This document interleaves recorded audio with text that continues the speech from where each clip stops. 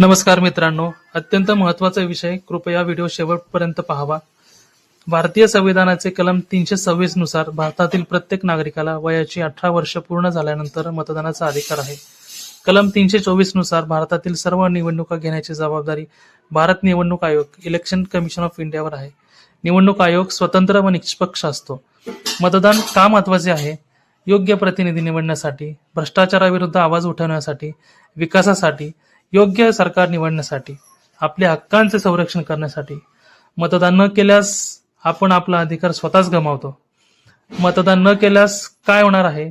चुकीचे लोक सत्तेत येणार, लोकशाही कमजोर होणार, आपला आवाज ऐकला जाणार नाही आणि मग आपणच म्हणतो सरकार काहीच करत नाही।